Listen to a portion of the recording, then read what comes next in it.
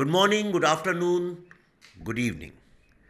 नमस्कार दोस्तों, आप जहाँ भी हैं मेरा अंदाज़ा है खुश होंगे, प्रसन्न होंगे, स्वस्थ होंगे।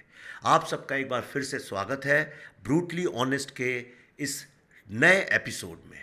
आप जानते हैं मैं आपसे बंगाल की वो कहानियाँ शेयर कर रहा हूँ जो खुशफुसी आवाज़ में जानते सब हैं पर कोई उसके बारे में बात करता नहीं।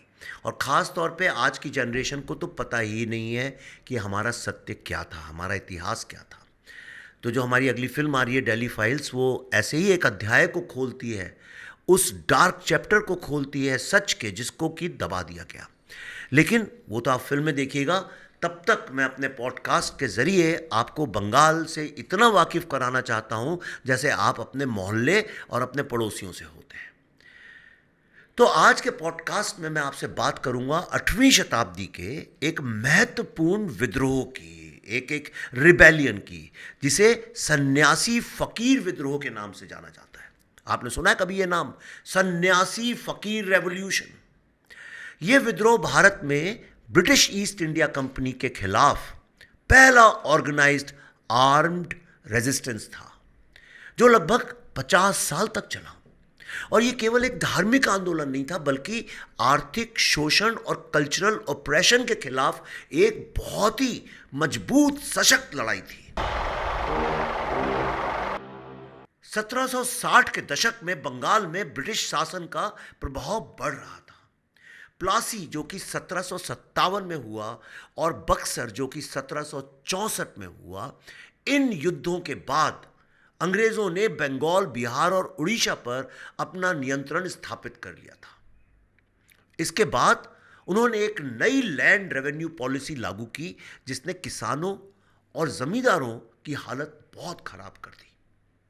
फकीर और सन्यासियों को समाज में धार्मिक गुरु के रूप में माना जाता था, आज भी माना जाता है। जो भिक्षा और दान पर निर्भर करते हैं उनको बंगाल में फकीर या सन्यासी बोला जाता था। और अंग्रेजों ने इन समूहों को टैक्स कलेक्शन के लिए खतरा समझा और उन पर कई प्रतिबंध लगा दिए। इन धार्मिक संप्रदायों पर अनऑथराइज्ड टैक्स कलेक्शन का आरोप लगाकर उनके पारंपरिक जीवन के तरीके को बाधित कर दिया, उसमें रोड़े अटका दिए। आप सब जानते हैं भारत एक धर्म प्रधान राष्ट्र है और धार्मिक लोगों के अगेंस्ट ऐसा कुछ करना एक बहुत बड़ा अधर्म माना जाता है। और इन सभी कारणों से फकीर और सन्यासियों ने अपने अस्तित्व की रक्षा के लिए अंग्रेजों के खिलाफ हथियार उठा लिए।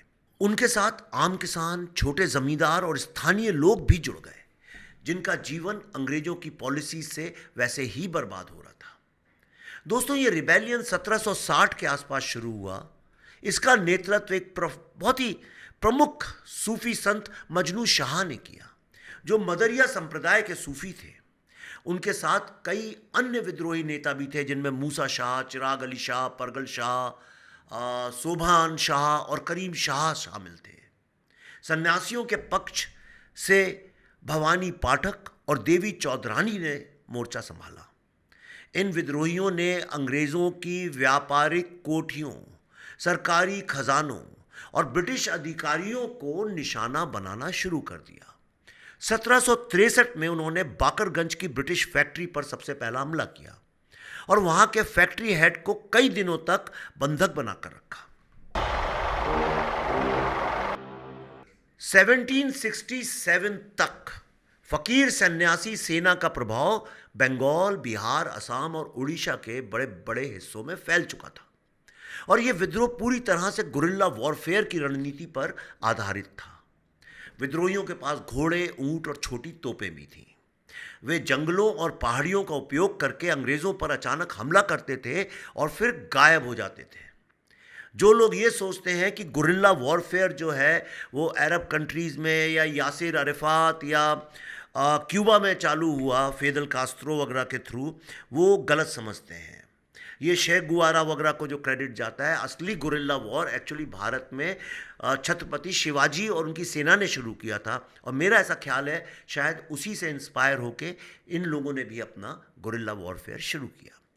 दोस्तों 1767 में कंपनी ने कैप्टन डे मैकेंजी के नेतृत्व में एक सैन्य दल भेजा, लेकिन विद्रोहियों ने उन्हें हरा दिया। दोस्तों बात है 1773 की, जब पूरे बंगाल में ये फैल गया और पूर्णिया, बुर्दवन, कुमरखली, जैसोर, मेमनसिंह, सिलहट, ढाका, मिदनापुर, बिरभूम, रंगपुर, दिनाजपुर, बोगरा, जलपाईगुड़ी और ऐसे तमाम डिस्ट्रिक्ट्स में विद्रोहियों ने एक्सटेंसिव रेड्स किए। 1782 में मजनू शाह ने मेमन सिंह के अलाप सिंह प्रगना में अंग्रेजों से ज़बरदस्त लड़ाई लड़ी। इस लड़ाई के बाद वे मध्य प्रदेश के मांडू क्षेत्र में जाकर छुप गए। और मैं मध्य प्रदेश से हूँ, कई बार मांडू गया हूँ। आप जाएंगे तो आपको वहाँ पे मजनू शाह के बारे में इतिहास की जानकारी होगी। 1786 में कालेश्वर की लड़ाई में मजनू शाह गंभीर रूप से घायल हो गए और कुछ समय बाद उनकी मृत्यु हो गई, लेकिन उनके फॉलोअर्स ने इस विद्रोह को जारी रखा। मजनू शाह की मृत्यु के बाद मूसा शाह, चिराग अली शाह, करीम शाह, भवानी पाठक और देवी चौधरानी ने इस लड़ाई को जारी रखा, लेकिन 1790 के दशक तक अंग्रेजों ने अपनी पकड़ मजबूत कर ली। उनके पास पैसा था, सेना थी, ताकत थी, वेपन्स थे। 1800 के बाद ये विद्रोह धीरे धीरे समाप्ति की तरफ बढ़ने लगा। हालांकि इसका प्रभाव एक बहुत लंबे अरसे तक बना रहा और ये बंगाल के रेनेसां में नेशनलिस्ट मूवमेंट और वंदे मातरम मूवमेंट के बीच में एक पुल की तरह से निकलकर आया। 19वीं शताब्दी के इस विद्रोह की विरासत को इंडियन फ्रीडम स्ट्रगल के योद्धाओं ने और आगे बढ़ाया।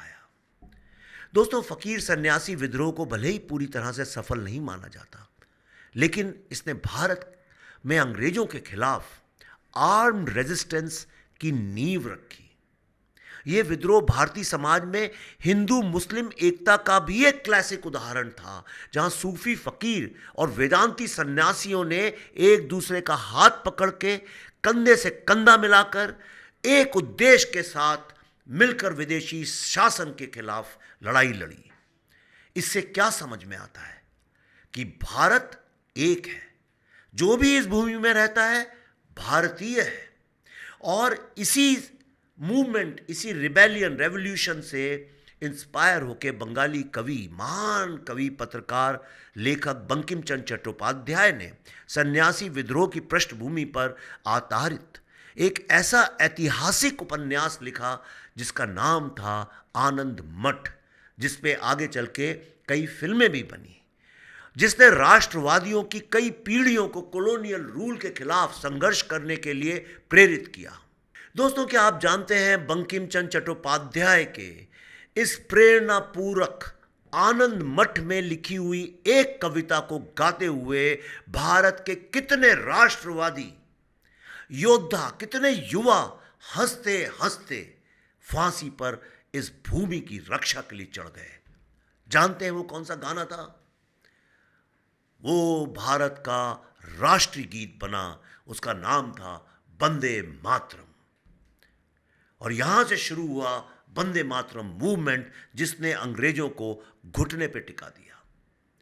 आज जब हम भारतीय इतिहास में क्रांतिकारियों की चर्चा करते हैं तो हमें फकीर और सन्यासियों के इस बलिदान को कभी नहीं भूलना चाहिए। उन्होंने न केवल अपनी धार्मिक स्वतंत्रता की रक्षा की, बल्कि भारत के किसानों और आम जनता के लिए भी लड़ाई लड़ी। इससे सबक यह मिलता है कि जब राष्ट्र पर आफत आई तो धार्मिक लोग आगे बढ़कर उन्होंने अपनी जान को आहुति देकर भारत मां की रक्षा की। तो दोस्तों ये थी फकीर सन्यासी विद्रोह की कहानी। अगर आपको यह एपिसोड पसंद आया तो आप कमेंट सेक्शन में ज़रूर लिखिए। मैं आपको बताता हूं क्यों। क्योंकि आपके कमेंट्स मैं खुद पढ़ता हूं और उनसे सीखता हूं कि मुझे किस दिशा में अब आगे जाना है। तो आपके कमेंट का मेरी ज़िंदगी में क्या योगदान है, ये मैं आपको शब्दों में बयान नहीं कर सकता हूं। दूसरी बात, जब आप कमेंट लिखते हैं और लोग आके पढ़ते हैं, आपके विचार इस पूरे ब्रह्मांड में फैलते हैं, उससे धारणाएं बदलती हैं, लोग सत्य से वाकिफ होते हैं। तो प्लीज़ जितना कमेंट कर सकते हैं करिए। अगली बार हम फिर लौटेंगे एक नए ऐतिहासिक अध्याय के साथ, बंगाल को फोकस में रख के। तब तक के लिए वंदे मातरम।